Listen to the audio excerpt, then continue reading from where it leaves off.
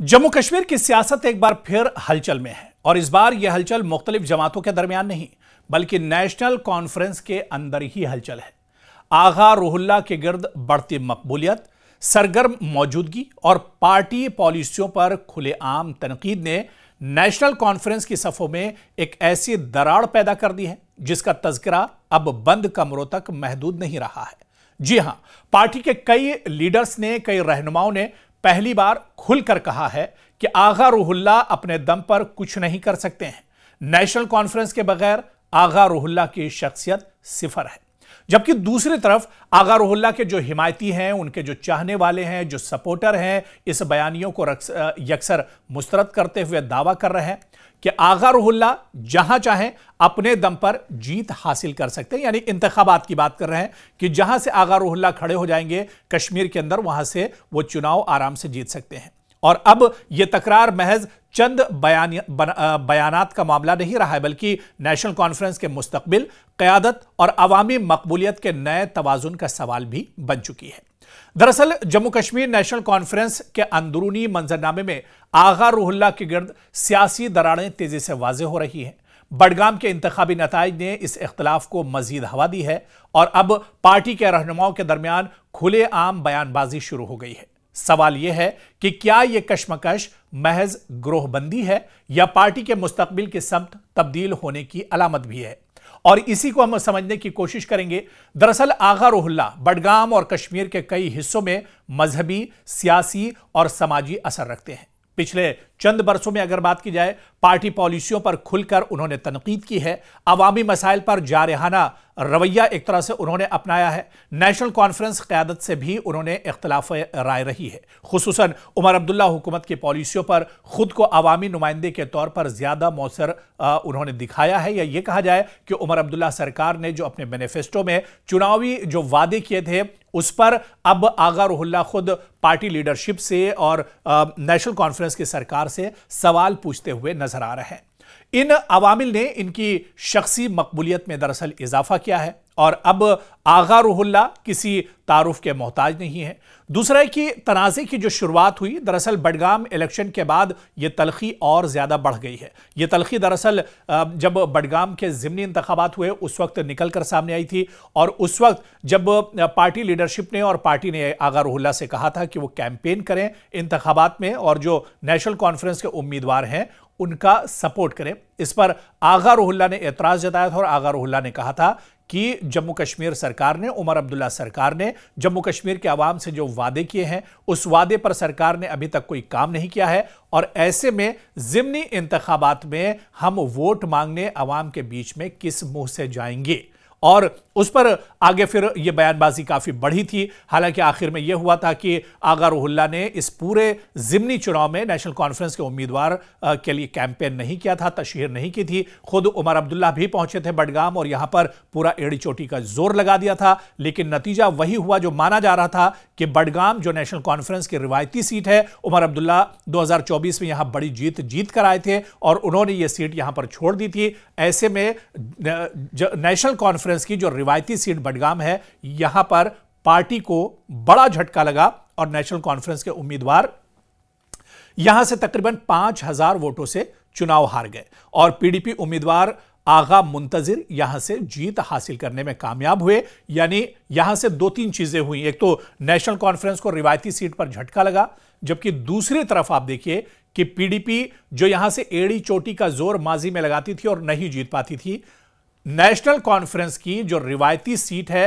वहां पर पीडीपी सेंध लगाने में कामयाब हुई और पीडीपी ने बडगाम से बड़ी जीत हासिल की। और यही वजह थी कि बडगाम के खेमे में ज़िमनी चुनाव जीतने के बाद एक बड़ी खुशी देखने को पीडीपी के खेमे में मिल रही थी। हालांकि पीडीपी के जो उम्मीदवार यहां से जीते हैं आगा सैयद मुंतजिर, ये आगा सैयद रूहुल्लाह के रिश्तेदार भी हैं, वो चीज़ अलग है। लेकिन दूसरी चीज़ ये कि आगा सैयद मुंतजिर के सामने जो उम्मीदवार जिस उम्मीद के साथ लोगों ने उन्हें जिताया है, उनके कांधों पर भी बहुत सी जिम्मेदारियां ज़रूर रहेंगी।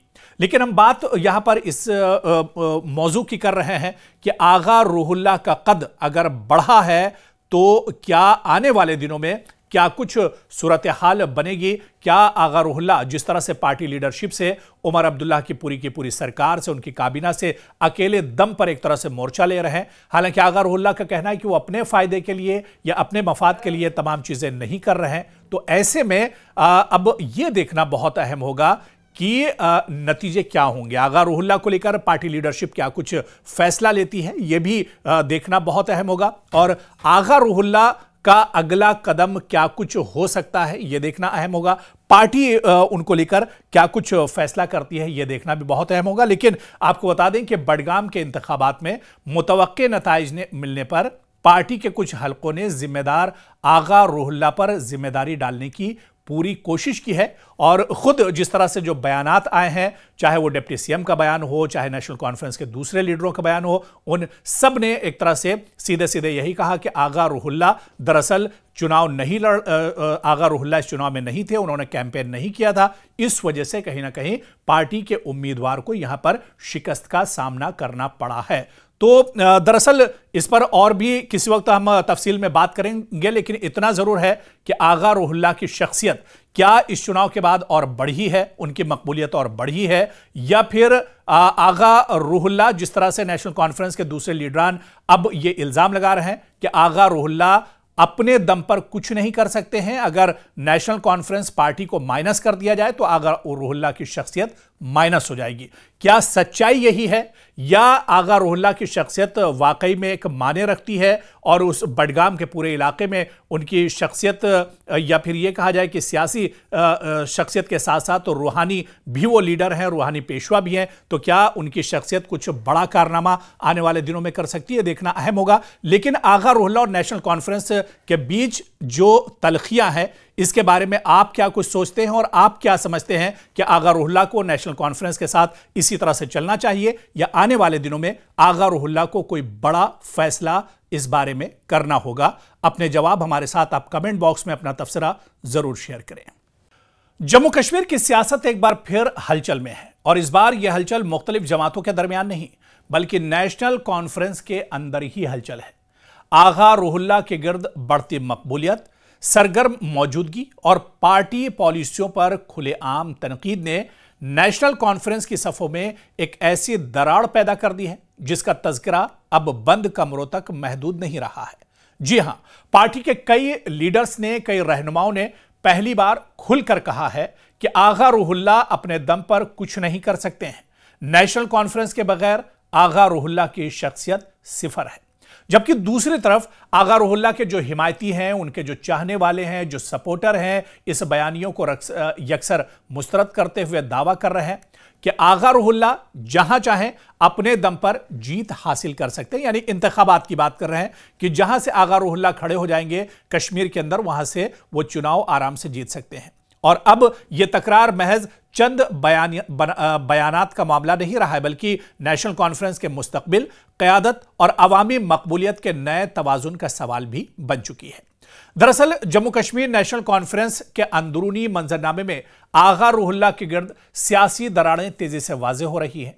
बडगाम के इंतखाबी नताइज ने इस इख्तिलाफ को मजीद हवा दी है और अब पार्टी के रहनुमाओं के दरमियान खुलेआम बयानबाजी शुरू हो गई है। सवाल यह है कि क्या यह कशमकश महज ग्रोहबंदी है या पार्टी के मुस्तकबिल की समत तब्दील होने की अलामत भी है, और इसी को हम समझने की कोशिश करेंगे। दरअसल आगा रुहुल्लाह बडगाम और कश्मीर के कई हिस्सों में मजहबी, सियासी और समाजी असर रखते हैं। पिछले चंद बरसों में अगर बात की जाए, पार्टी पॉलिसियों पर खुलकर उन्होंने तनकीद की है, अवामी मसाइल पर जारहाना रवैया एक तरह से उन्होंने अपनाया है। नेशनल कॉन्फ्रेंस क़यादत से भी उन्होंने इख्तिलाफ राय रही है, खुसूसन उमर अब्दुल्ला हुकूमत की पॉलिसियों पर खुद को अवामी नुमाइंदे के तौर पर ज्यादा मौसर उन्होंने दिखाया है। या ये कहा जाए कि उमर अब्दुल्ला सरकार ने जो अपने मैनिफेस्टो में चुनावी जो वादे किए थे, उस पर अब आगा रुहुल्लाह खुद पार्टी लीडरशिप से और नेशनल कॉन्फ्रेंस की सरकार से सवाल पूछते हुए नजर आ रहे हैं। इन अवामिल ने इनकी शख्सी मकबूलियत में दरअसल इजाफा किया है और अब आगा रूहुल्लाह किसी तारुफ के मोहताज नहीं है।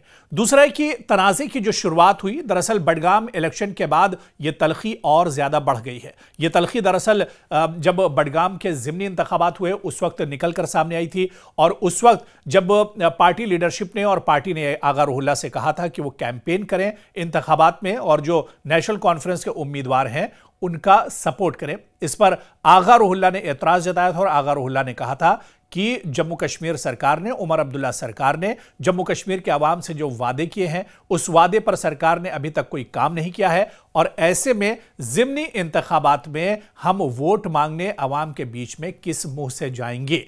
और उस पर आगे फिर यह बयानबाजी काफी